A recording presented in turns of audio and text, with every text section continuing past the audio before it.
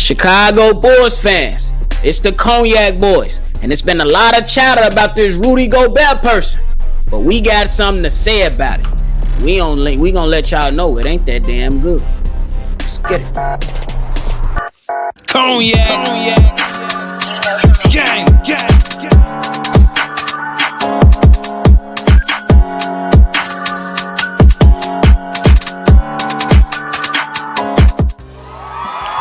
Shot Bulls podcast with the Kognac Boyz. I'm Kognac Boy Bobby, and I'm with my dog CDubb. How you doing, boy?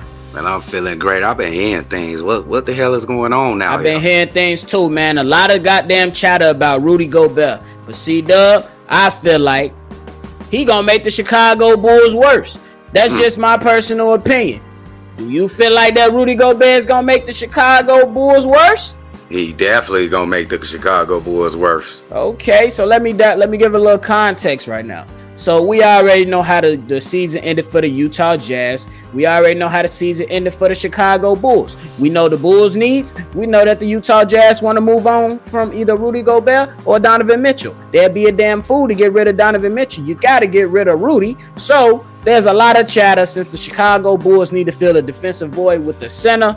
And they need, you know what I'm saying, they need some help over there. So there's a lot of chatter saying that the Chicago Bulls need to go ahead and pull the trigger on the Rudy Gobert trade. CDubb, how you feel about hearing all that bull crap?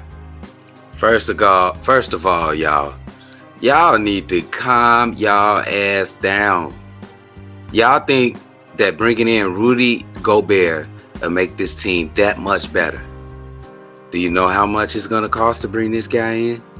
This is what, a 3-time defensive MVP. I don't know how many times he been on the all defensive team, the first team. But just say six times. 6 times. Dude, no. I'll keep Vooch. How would he make it? Okay, let's keep it 100. We finna break it down a little bit. We all know his name on defense. You know he's great. He controls that paint. But this is a different NBA from 5 years ago even. Can he get out on the perimeter and I've seen a lot of highlights of people just spinning him around out there in the perimeter. So I don't know, guys. You guys need to pump your brakes. Like, be careful what you ask for. When you get it, it might be worse than what you have. I'm letting y'all know right now, if you bring Rudy Gobert in, he will make the Chicago Bulls worse.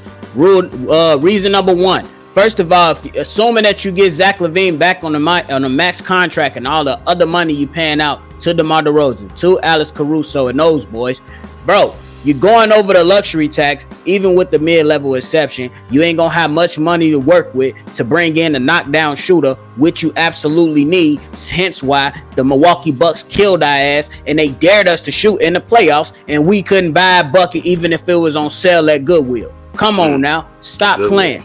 So you feel me? So, like, bruh, that's going. And I'm me personally, I'm not willing to go and break the bank for somebody that's not even that good on offense. Defense, we gonna respect them on that. But CDubb, break down the offense. How you feel like Rudy Gobert will affect the Chicago Bulls offense if he's acquired?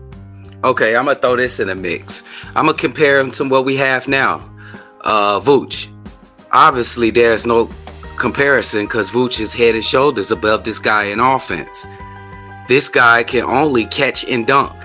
Catch and lay up. He's a paint offensive player. There's no jump shot. There's no finesse in his game in the post.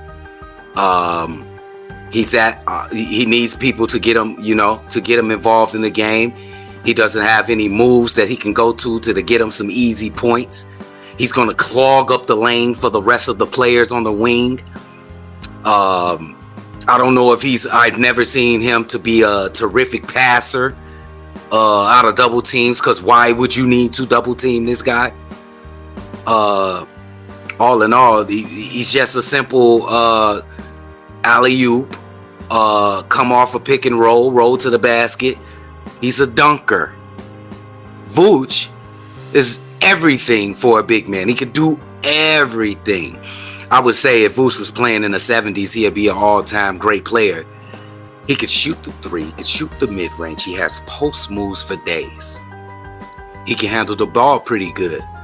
He can actually pass it above average. There is no comparison in offense. I think he'll be a liability on offense. And at the end of the game, you can't keep this guy in, just like my nephew said in the beginning. How can you keep the guy that shoots close to 50% from the free throw line in the game? Hack a Shaq, hack a Rudy. Hack a Rudy. Man, look, just offensively, you broke it down pretty well, but I like to break it down like this. When the moments get tight and you need a bucket, what do teams do, CDubb and Chicago Bulls fans? They they go small ball and they space the floor.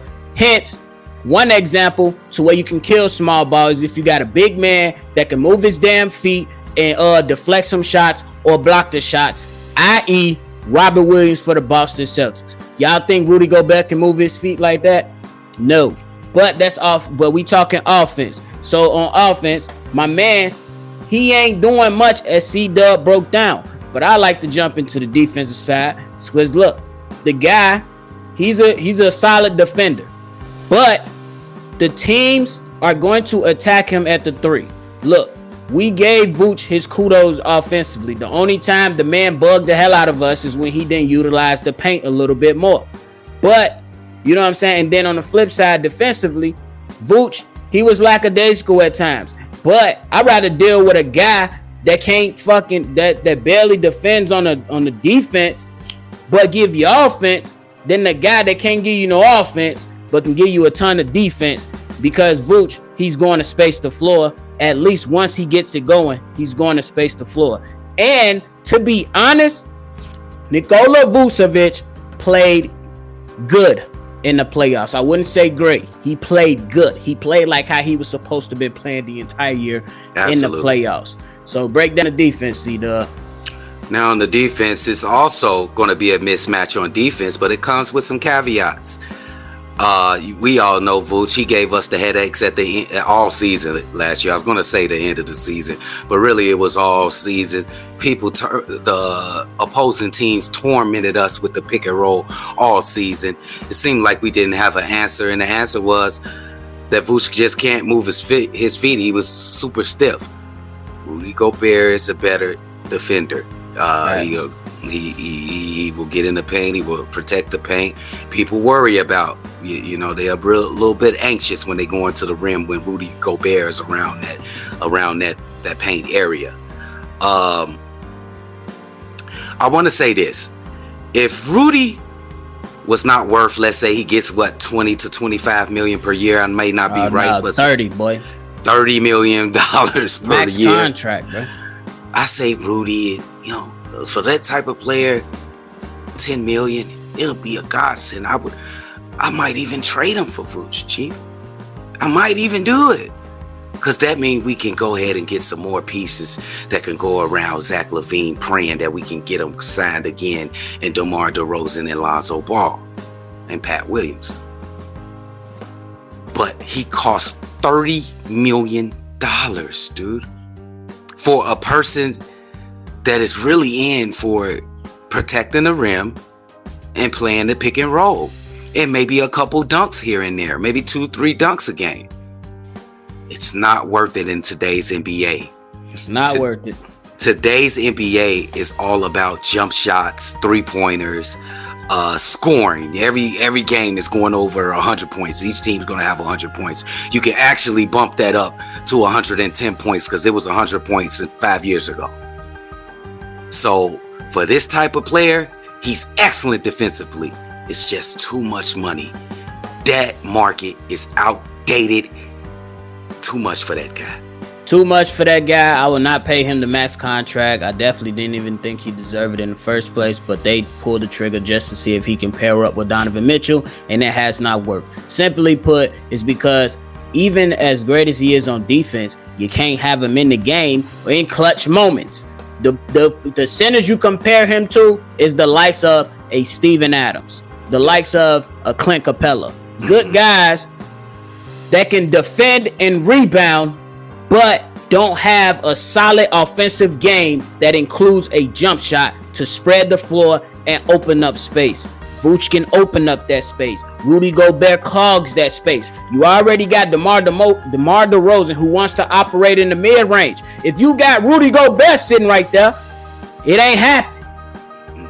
It ain't happening. So with all that in mind, and then I'll let you close it out. With all that in mind, cap space, luxury tax, limiting the Chicago Bulls from bringing in other players, or at least going after other players aggressively, i.e. like a Mitchell Robinson, i.e. a JaVale McGee. I would if I'm gonna go for somebody that's a Rudy Gobert type, give me JaVale McGee. Yes. Give me a Mitchell Robinson. Yes. Because they cost less. You know what I'm saying? Like, they same type of players, but they cost less. You know what I'm saying? I'll go after those guys. And I just leave it at that. I don't want to pay the max contract for a guy that don't give me shit on the offensive end, but some putbacks. We need 3-point shooting in today's NBA. Or at least a damn mid-range to space the floor a little bit more. least. So go ahead, CDubb, close us out. It just think about it, guys. The key word is too much. Mitchell Robinson and JaVale McGee would cost 60% less than Rudy Gobert. And I think they pretty much the same player, big dog. Damn near.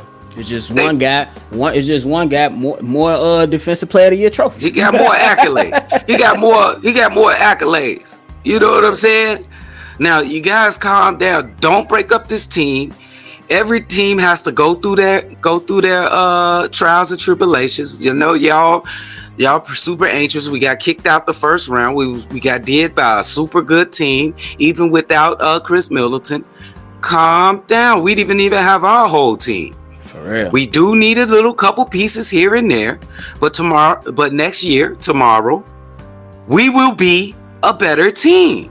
Fact. Let's not go overboard and just give away all our marbles and decline. Send our arrows going this way. Not even for the right player, man. And I'll just say this, man. With a front office, with young players, you need to be patient.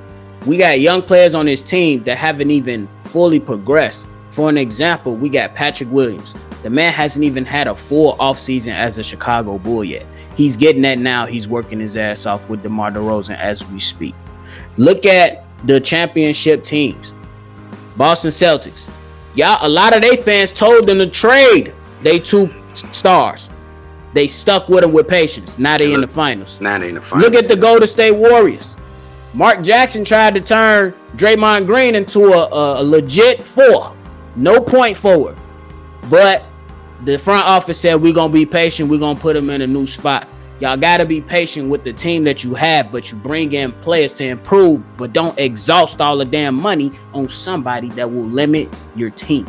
It's a desperation move. It'll just be a desperation move. And I got one more thing before we lose.